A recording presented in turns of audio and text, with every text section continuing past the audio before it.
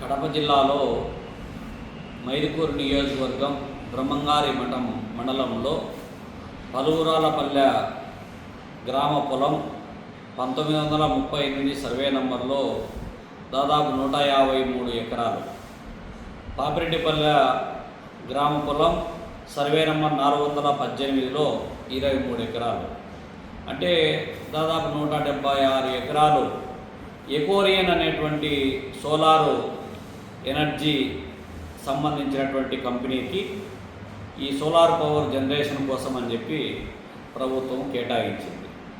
అయితే పలువురాలపల్లెకు సంబంధించినటువంటి దళితులకు ఇదివరకే 2007 అసైన్మెంటు కమిటీ ద్వారా భూ పంపిణీ ద్వారా 103 మందికి పట్టాలు కూడా పంపిణీ చేసింది గవర్నమెంట్.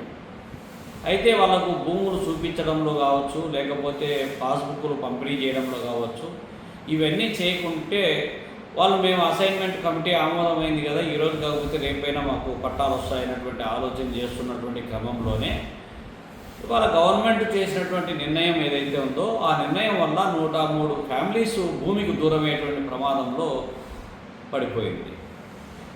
ప్రభుత్వమేమో ఎన్నికలప్పుడు ఇండ్లు లేనటువంటి వాళ్ళకి ఇండ్లు ఇస్తాము, ఇంటి స్థలం ఇస్తాము, రేషన్ కార్డు ఇస్తాము, పెన్షన్ ఇస్తాము, గ్రామీణ నిరుపేదలకు సాగు భూమి పంపిణీ చేస్తాము, ఆర్థికంగా వాళ్ళకు చేయూతను అందిస్తాము, దళితుల అభ్యున్నతి కోసం అహరహం కృషి చేస్తామని చెప్పి చెప్పడం తప్ప ఆచరణలోకి వచ్చేటప్పటికీ వాళ్ళు ఎక్కడన్నా చూడు, జిల్లాలో ఎక్కడైనా సరే అదనంగా ఈ ప్రభుత్వాలు వచ్చిన తర్వాత 1 ఎకరా భూమి దళితులకు ఇచ్చినటువంటి దాఖలాలే లేకపోగా దళితుల చేతుల్లో ఉన్నటువంటి దళితులకు చట్టబద్ధంగా కేటాయించినటువంటి భూములపైన టార్గెట్ చేసుకొని ఇవాళ వ్యాపారానికి బరి తెగించేటువంటి పరిస్థితి ఇవాళ కొనసాగుతూ ఉంది.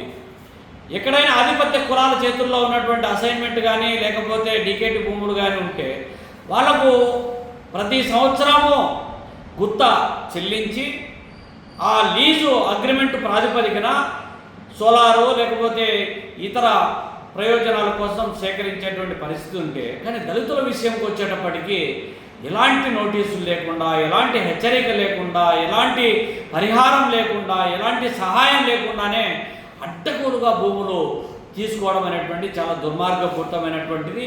దీన్ని భారత కమ్యూనిస్ట్ పార్టీ తీవ్రంగా ఖండిస్తూ ఉంది, వ్యతిరేకిస్తూ ఉంది. ఒకవైపేమో మైదుకూరు ఎమ్మెల్యే గారు పుట్టా సుధాకర్ యాదవ్ గారు పేదల కోసం, అర్హులైనటువంటి పేదల కోసం నేను కృషి చేస్తున్నానని చెప్పి ఒకవైపు చెప్తా ఉంది.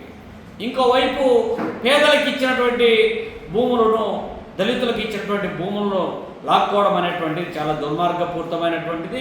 దీన్ని మేము ఖండిస్తూ ఉన్నాము. దీనికి వ్యతిరేకంగా ఎవరైతే బాధితులు ఉన్నారో వాళ్ళతో కలిసి ఉద్యమానికి శ్రీకారం చుడతాము. దీన్ని కలెక్టర్ దృష్టి కూడా తీసుకొని పోతాము, అవసరమైతే రెవెన్యూ మంత్రి దృష్టి కూడా తీసుకొని పోతామని చెప్పి కూడా హెచ్చరిస్తూ ఉన్నాము.